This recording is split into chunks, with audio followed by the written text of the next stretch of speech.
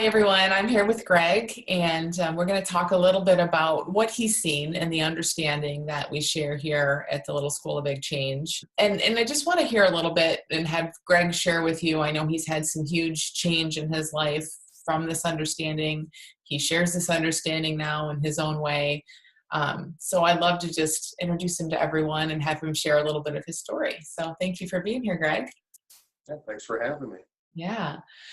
So tell us a little bit. I know there are probably many ways that your life has changed since you've come across this understanding, but maybe pick like a couple of the big ways and things that just feel and look really different to you, and kind of tell us what those are. Okay. Well, obviously I'll narrow it down, but really everything's changed. I mean, I've heard it said nothing has changed, everything is different.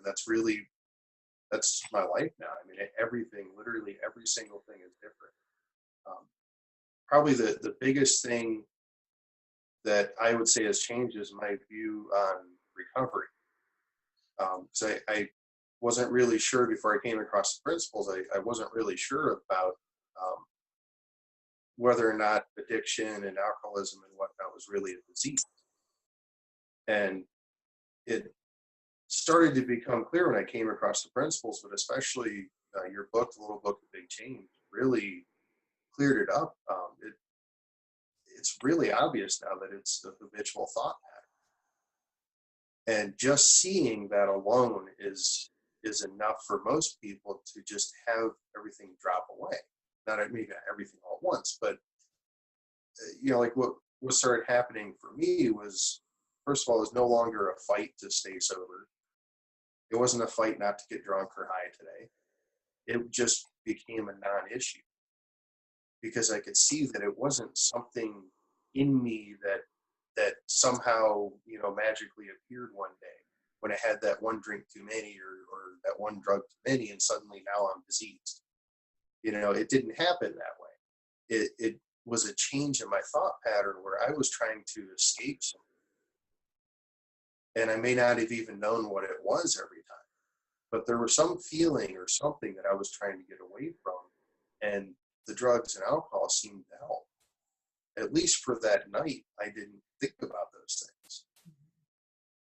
But what I've been seeing since then that's really been pretty amazing is other things are starting to drop off. Like over these last few months, I've been noticing every so often a food or like a junk food or an old favorite suddenly isn't acceptable anymore. It's just, but it's beyond that because it's not it's not even a struggle anymore. It's amazing to see that at a deeper level and to not have to go to the store and try to avoid the bakery section.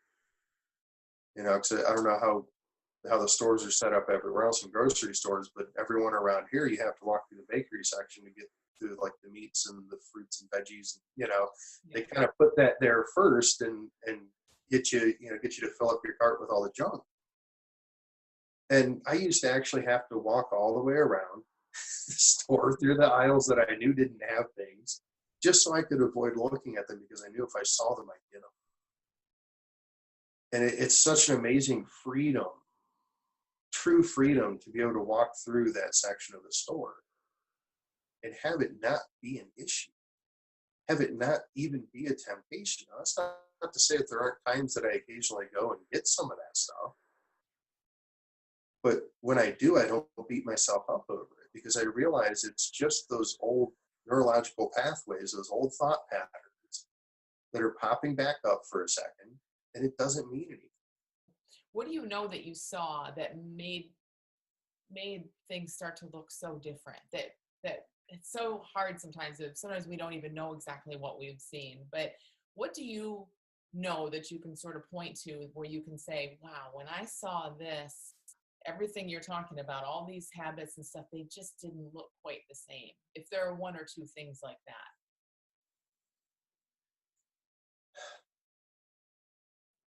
It's really probably two things. And that is that literally every single thing that I experience in life is through thought. I can't possibly feel something or look at something or even think something without a thought. And that may sound very simple on the surface, but at that deeper level, it really means that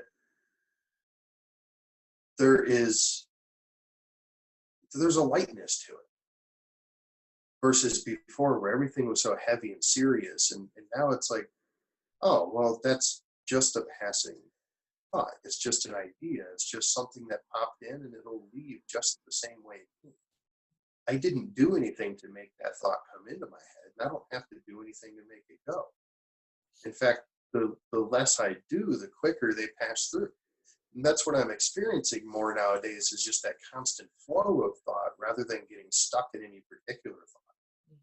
That was my big thing before was, oh, well, that's a great thought. Let me try to hold on to that. Right. Or that's a crappy thought. Let me try to get rid of that. And either way, I'm giving it energy and it's sticking around. But the other big thing that really the biggest thing that I think happened for me was I literally saw that everything is connected. I had this experience where I was with a very large group of people and suddenly everything in the physical world just dropped away.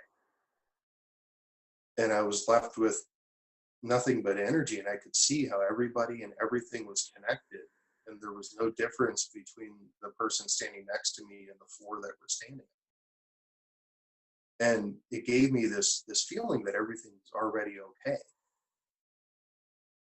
I don't have to do anything to make life good. I don't have to do anything to be happy. I'm already there. I just have to stop doing those things that take me away from it. I mean, that was very life changing for me. Just Yeah. You kind of caught a glimpse of the fact, like you're saying, that it's all okay already. And when the more we feel like that, naturally, the less we will think to add anything, the less we will need to add anything, the less we will want to add anything, because that takes us away from what we already know to be true. So what would you say to people? Like I would imagine somebody might hear this and think, like, okay, that's fine, but I'm drinking a lot, or I'm like really caught up in an eating habit or a, drug habit or something.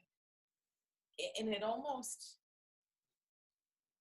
while we can all, I think everyone can sort of feel a bit into the truths that you're sharing and like how things look to you now, it's very easy for a mind to say, well, that's not enough. I need more than that. Like I need some kind of structure. I need a plan.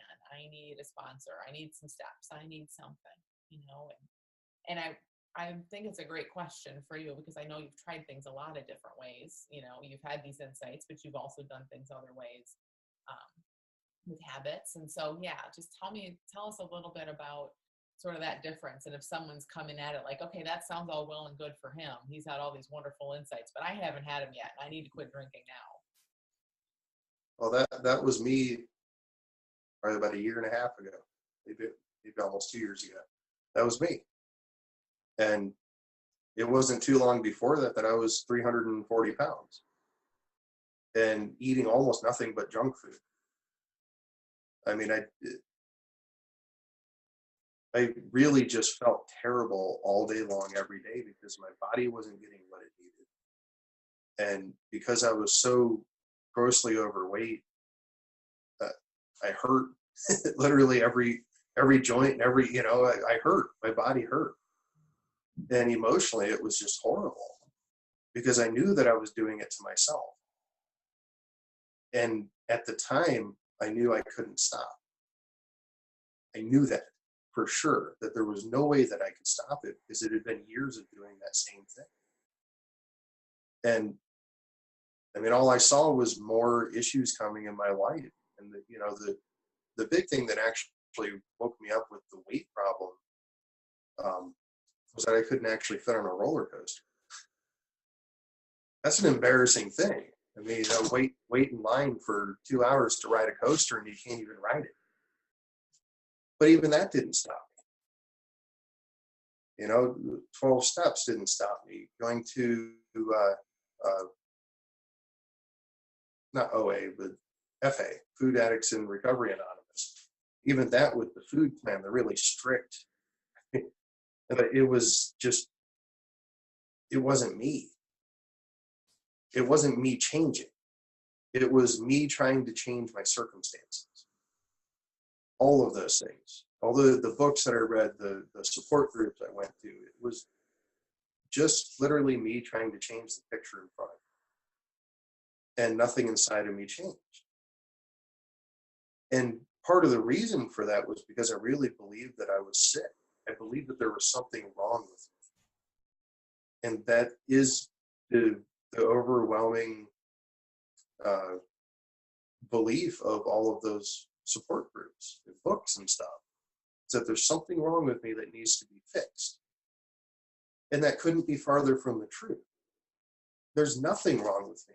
There's nothing that needs to be fixed. You know, that whole idea, I can't remember who had that program, Never Broken, Nothing Lacking. And I loved it because it just really helped point to that innate well-being that's within each of us. And it doesn't go away. It was still there when I was 340 pounds eating an entire cake in one sitting. You know, it was still there when I was sitting at the bar spending my last few dollars on one more drink I didn't really need. But I didn't know it was there. All I thought was there was me being a horrible person, me making a terrible choice, me being sick, me being diseased.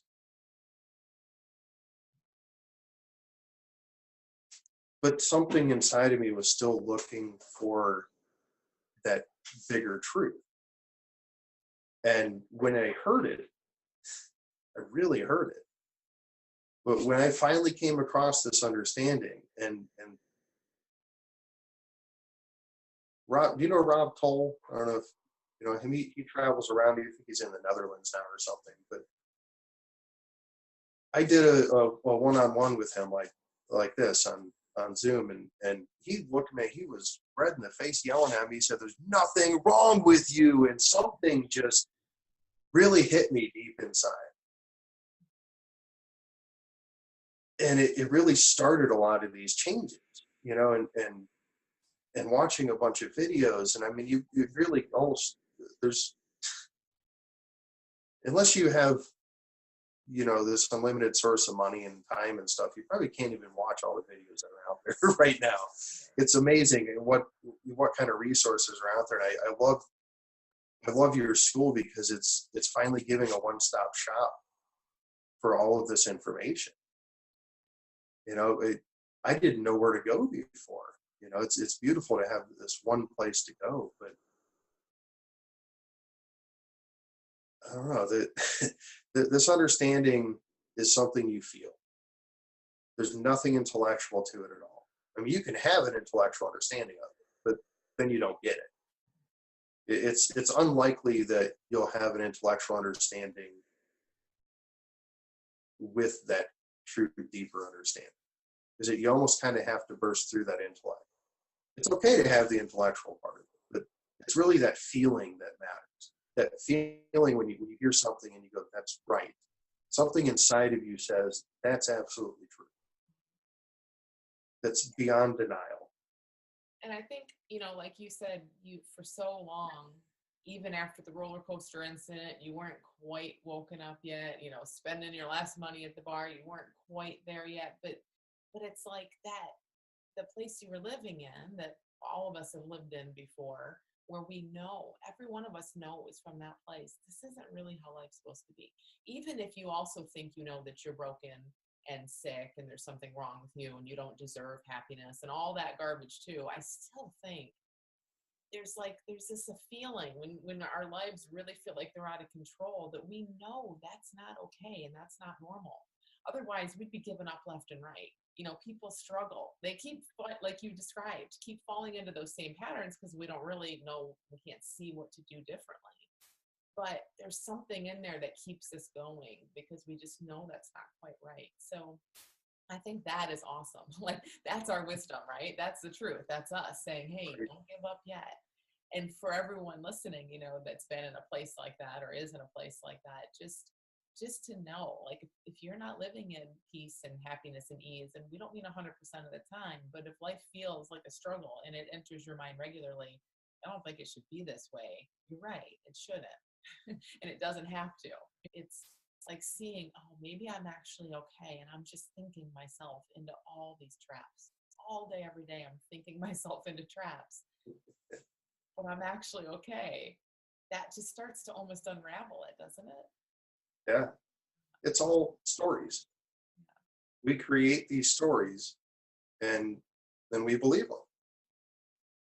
I mean, really, I created the story that I needed, drugs and alcohol and food and gambling and cigarettes and whatever, that I needed that stuff to escape and I needed that stuff to feel better. Looking back at it, I can see with this definite clarity that all of that stuff was what was making me not feel better.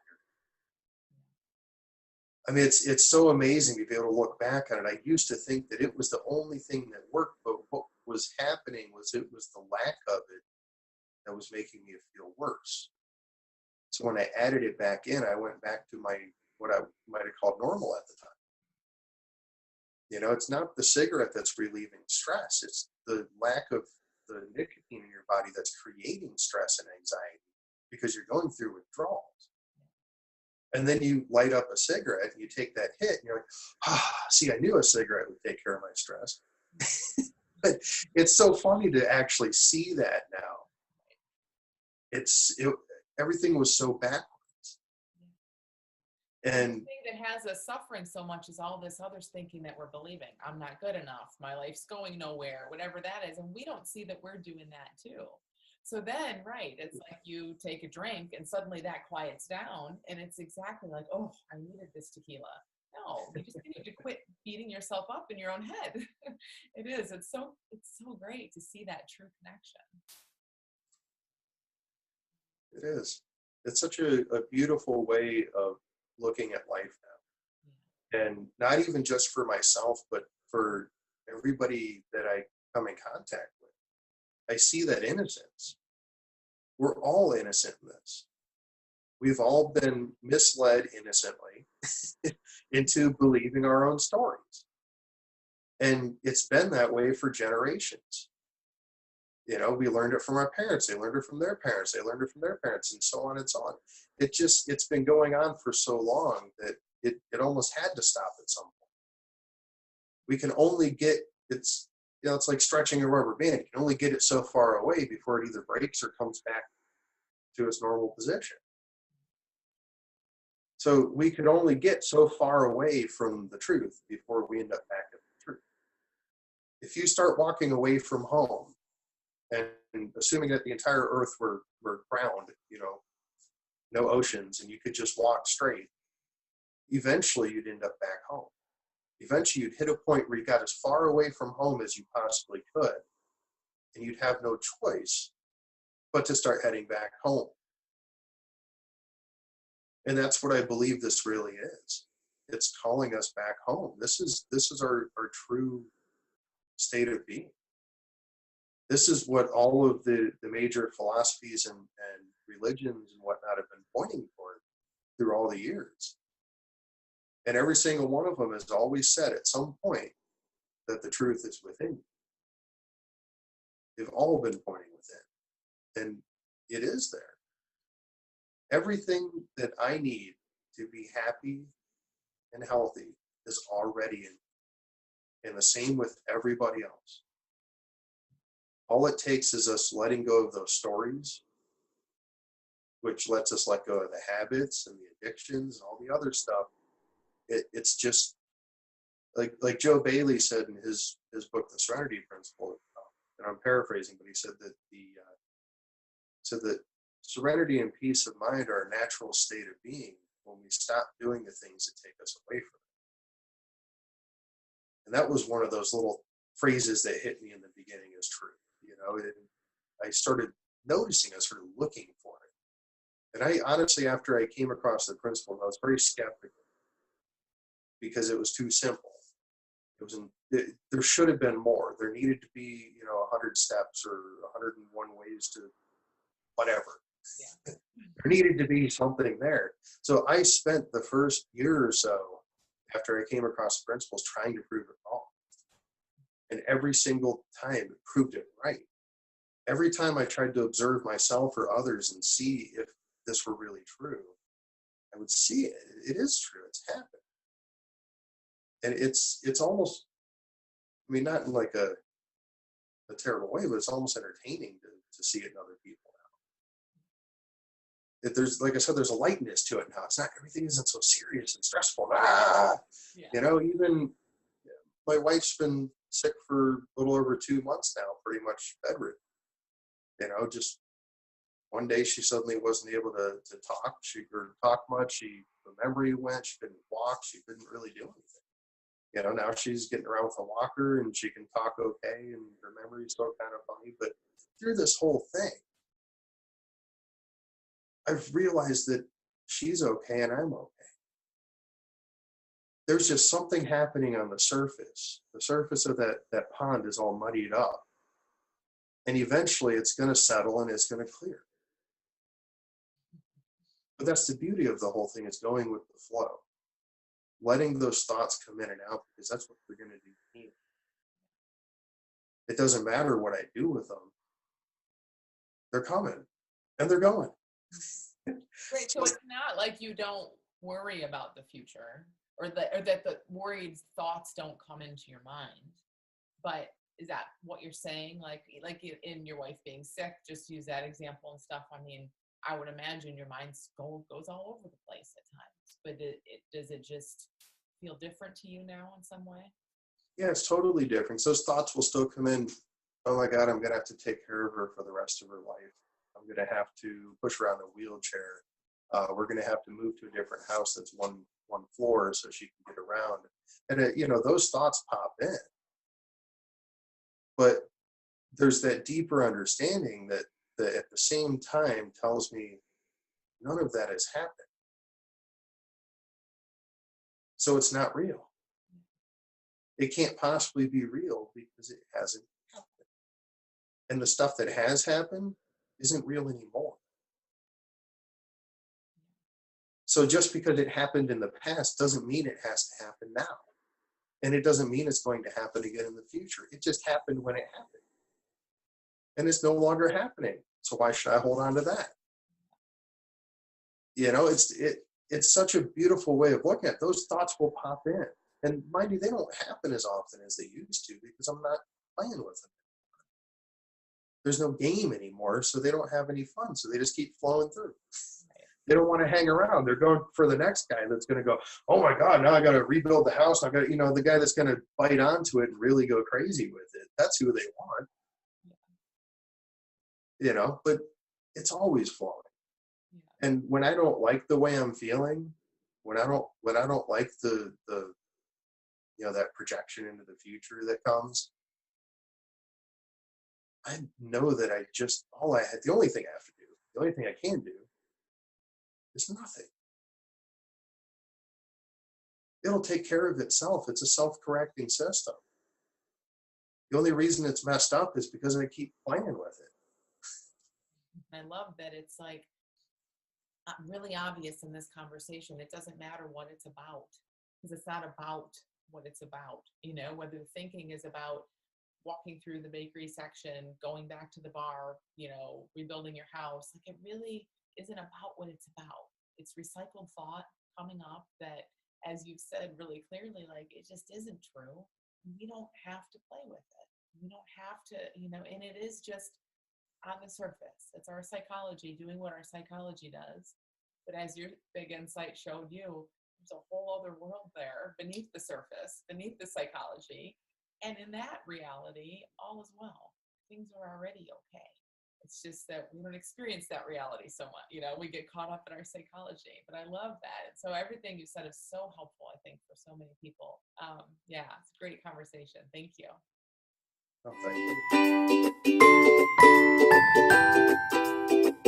you.